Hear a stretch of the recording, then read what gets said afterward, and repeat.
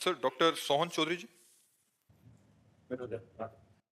महाराज जी, आप कह रहे हैं कि आजकल भारत और विश्व भर के अनेक युवा तनाव, अवसाद, हिंसा, नशा और कट्टरवाद की ओर बढ़ रहे हैं। महाराज जी, इसमें मानवता को शांति और हाँ, समृद्धि की देखो दिशा में। मानवता तभी आएगी भाई जब हम धर्म से चलेंगे।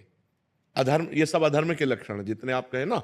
और जब तक हम शास्त्र और संत गुरुजनों का संग नहीं करेंगे तब तक धर्म क्या है ये हमें पता नहीं चलेगा।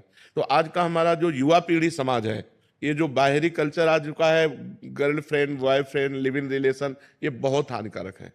पहले था कि हमारी इज्जत है, जिस पुरुष का वर्ण किया उसी के साथ, अन्यथा वो ब्रह्मचर्य से रहते, वो अपनी इज्जत समझी जाती थी। आज मनोरंजन है, लड़के लड़कियां शराब पीते हैं, मनोरंजन करते हैं। मतलब कैसे बताएं कि कितना हमारा समाज गिरता चला जा रहा है। जो बाप से बच्चे सुरक्षित चाहिए वो बाप से ही बच्चे सुरक्षित नहीं रह पा रहे हैं। तो आज हमारे समाज में जो अध्यात्म की हीनता है वही गलत रास्तों में चले जा रहे हैं। हम प्रणाम करते हैं कि कलयुग में भी लोग इतना संत के प्रति श्रद्धा रखने लगे हैं, इतने संत की बातें मानने लगे हैं, ये हम एहसान मानते हैं।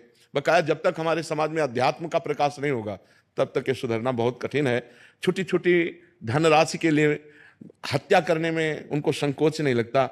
मोटरसाइकिल से जा रहे हैं, बगल से कोई महिला जा रही है, ऐसे खींचा, वो मुंह भरा गिर गई, घसीटती हुई जा रही, उसको कोई पीड़ा नहीं, अपनी माँ बहन जैसे उसको कोई पीड़ा नहीं है। तो ये जो समाज में बढ़ गया है, इसके लिए अध्यात्म चाहिए और अध्यात्म का प्रभाव होता है।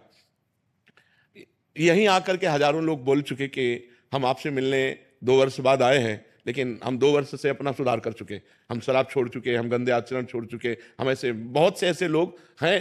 तो अध्यात्म के शब्द उनके कान में पड़े और जादू कर दिया, उनके जीवन का परिवर्तन कर दिया। तो यदि हम संत संग करें, शास्त्र स्वाध्याय करें, गुरुजनों की सेवा करें, माता पिता के चरण स्पर्श करके उनकी आज्ञा में रहें, अभी जीवन सुधर जाए। लेकिन सुधार बहुत कठिन होता जा रहा है क्योंकि बच्चे बच्चियां जो नई पीढ़ी है वो बहुत बुरी तरह गिरती चली जा रही है। मतलब व्यभिचार की हद हो रही है, मतलब गंदगी की तरफ हम बढ़ते चले जा रहे हैं। हमें यह समझ में नहीं आ रहा कि हम अपना चरित्र नष्ट कर रहे हैं, अपने जीवन को नष्ट कर रहे हैं, उसे मनोरंजन समझा जा रहा है। अच्छा, अब सच्चिदानंद सुख तो है नहीं इनमें, इन भोगों में सुख तो सच्चिदानंद है नहीं, एक क्षणिक मात्र का लगता है, अब उसको लगता है इसमें नहीं, इसमें, इसमें नहीं, इसमें। अब उसमें की मदान्धता के लिए अब नशा चाहिए, तो हुक्का पीना, शराब पीना, ड्रग्स लेना, अब नशा के लिए पैसा चाहिए, माता पिता के साथ अभद्र व्यवहार करना, दूसरी जगह क्राइम करना, वो बड़ा मतलब धीरे धीरे वो क्रम से नष्ट होते ही चले जाते हैं। हमें लगता है समाज को सुधरने के लिए संग करना चाहिए, शास्त्र स्वाध्याय करना चाहिए, इसके बिना सुधार नहीं हो सकता। मति कीरति गति भूति भलाई जब जे जतन जहां जे पाई, सो जानो सत्संग प्रभाव, लोकों वेद ना आनु पाओ। लोक और वेद में और कोई उपाय नहीं है। यदि हमें अच्छे संतों का संग मिले जो भगवान के मार्ग में सही चल रहे हैं तो निश्चित हमारा सुधार हो जाए। नहीं तो समाज को सुधारने के लिए और क्या है, ना तो भगवान का डर रह गया है और ना कानून का डर रह गया है, अब सब मनमानी आचरण। मतलब तो कम से कम बच्चा है, इतनी दया नहीं रह गई कि उसको एक पॉलीथीन में बंद करके आपने डाल दिया। मतलब क्या समाज हो रहा है हमारा, मतलब कहां स्थिति पहुंच रही है। जहां हम किसी पशु पक्षी को कष्ट में नहीं देख सकते थे, वहां हम बच्चों को ऐसे। मां को गर्भ में पता चला बेटी है, बोले साफ कर दो, हत्या करवा। कैसे हृदय हो रहे हैं हमारी माताओं के, कैसे हृदय हो रहे हैं हमारे समाज के।